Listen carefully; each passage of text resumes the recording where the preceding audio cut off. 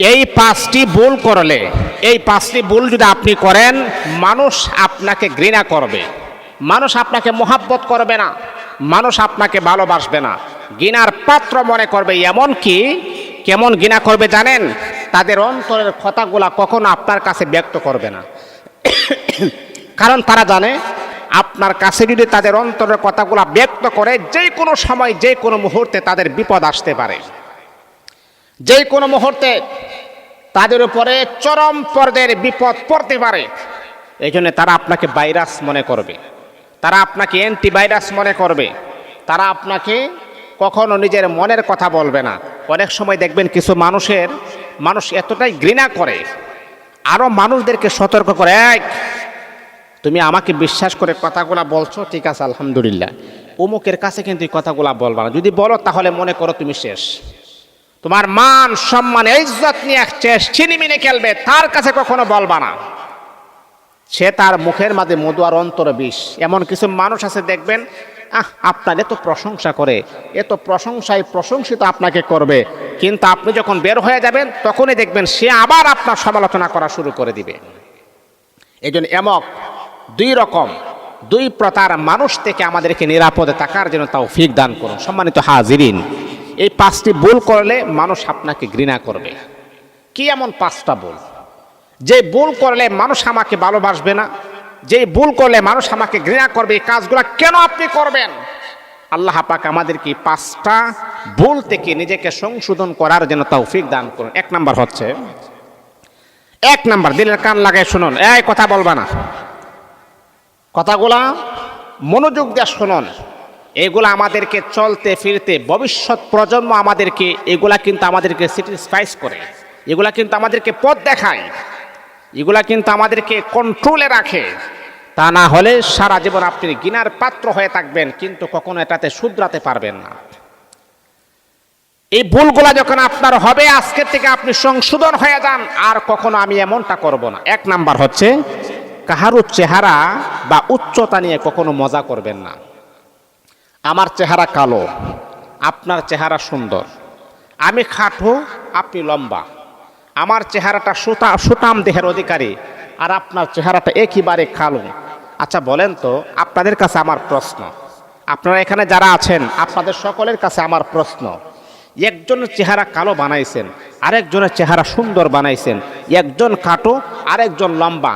আচ্ছা বলেন, এই যে খাটো লম্বা চেহারা কালো সুন্দর বানাইছেন কে? এই কথা বলেন, বানাইছেন কে? আল্লাহ পাক রব্বুল আলামিন বানাইছেন।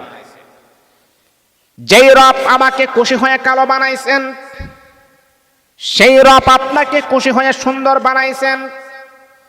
এ আল্লাহ তাআলার বান্দা, আপনি জানেননি আপনি সুন্দর হওয়া এটাও কিন্তু আপনার জন্য পরীক্ষা, আমি কালো হওয়া এটাও কিন্তু আমার জন্য পরীক্ষা, আমি খাটো হওয়া এটাও কিন্তু আল্লাহ পাকের তরফ থেকে আমার জন্য পরীক্ষা। আমার আল্লাহ আমাকে পুরুষ বানাইছেন পরীক্ষা, আপনাকে মহিলা বানাইছেন এটাও পরীক্ষা। বন্ধুরে আমার, যেই রব, যেই মালিক আপনার চেহারা সুন্দর বানাইছেন, সেই রবের শুকরিয়া আপনি আদায় করবেন। রব্বুল আলামিন, আল্লাহ এত সুন্দর চেহারা তুমি বানাইছো, এই চেহারা তুমি কখনো জাহান্নামের আগুনে তুমি দিও না। আপন হাতে বান্দা তো মে আল্লাহ বানাইয়া, কেমনে দিবা জাহান্নামে ফেলিয়া। মালিকের কাছে আপনি বলবেন, রব্বুল আলামিন, আল্লাহ এত সুন্দর চেহারা তুমি আমাকে দান করো না, ওই চেহারাটা কখনো তুমি জাহান্নামের আগুনে দিও না। হে বন্ধু, যদি আপনি দোয়া করতে পারেন তাহলে আপনি সাকসেস হতে পারবেন।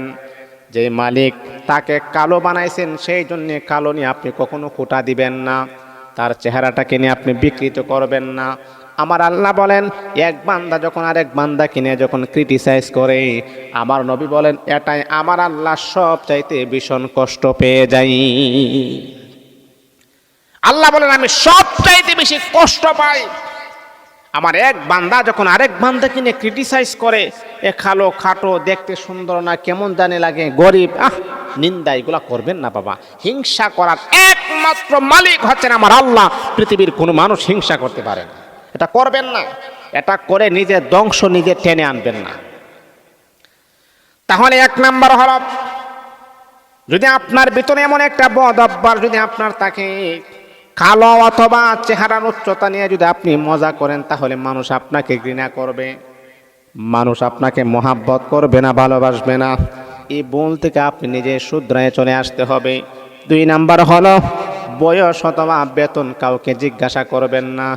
বন্ধুরে আমার, যদি আপনি বলেন, হঠাৎ করে যদি আপনি বলেন আপনার বয়স কত, আপনার বেতন কত, এইরকম প্রশ্ন, এইরকম কথা কোনো ব্যক্তিকে আপনি কখনো বলবেন না।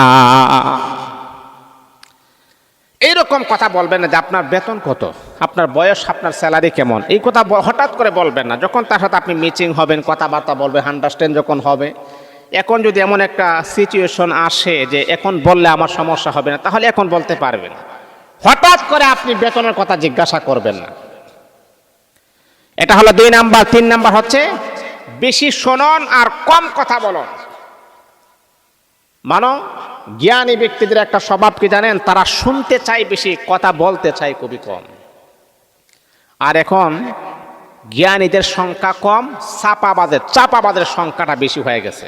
আহা, একটা 4 হোস্টেলে বসে আপনি দেখবেন রাজনীতি নিয়ে কত কথা বলে, মানে বোঝা যায় যে সংসদ মনে তারাই নির্বাচন করবে, এরাই মনে দেশের প্রেসিডেন্ট হবে।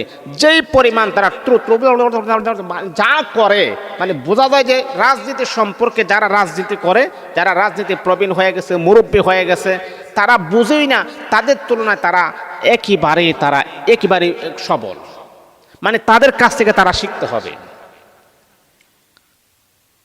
বেশি পণ্ডিতি করবেন না, নিজেকে বড় পাণ্ডিত্য প্রমাণ করবেন না।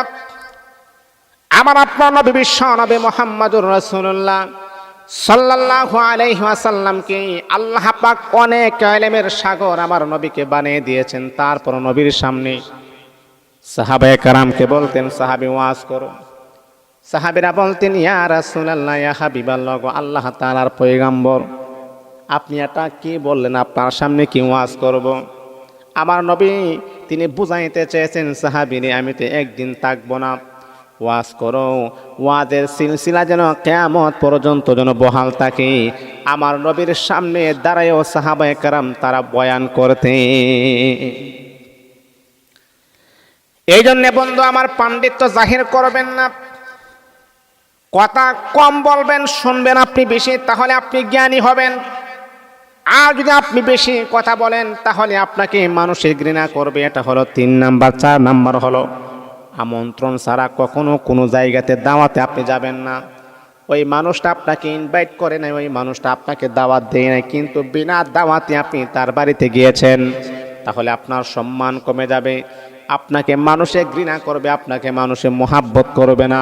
ও বন্ধু আমার, 5 নাম্বার হলো, গোপন কথা কখনোই আপনি ফাঁস করবেন না। একটা মানুষ আপনাকে বিশ্বাস করে, তার ফ্যামিলিগত সদস্য আপনাকে মনে করে তার গোপন কথা আপনাকে বলেছেন, এই কথাটা কখনো আপনি প্রকাশ করবেন না। এই মানুষটা আপনাকে চরম পর্যায়ে বিশ্বাস করলেন, আর বিশ্বাস করার পরে তার ঘরের গোপন কথা আপনার কাছে ব্যক্ত করেছেন। বন্ধু আমার, কখনো আপনি ফাঁস করবেন না। তার দুর্বলতার সুযোগ পেয়ে আপনি কখনোই কথাগুলা বলবেন না। বন্ধুরা আমার, আপনি যদি বলেন, আল্লাহ পাক রব্বুল আলামিন আপনার গোপন কথাও আমার আল্লাহ প্রকাশ করে দিবেন। এই জন্যে এই 5টি ভুল করলে মানুষ আপনাকে ঘৃণা করবে, মানুষ আপনাকে সম্মান করবে না, মানুষ আপনাকে মহাব্বত করবে না, ভালোবাসবে না। আর মানুষের ভালোবাসা যদি আপনি পেতে চান, এই 5টি কাজকে বর্জন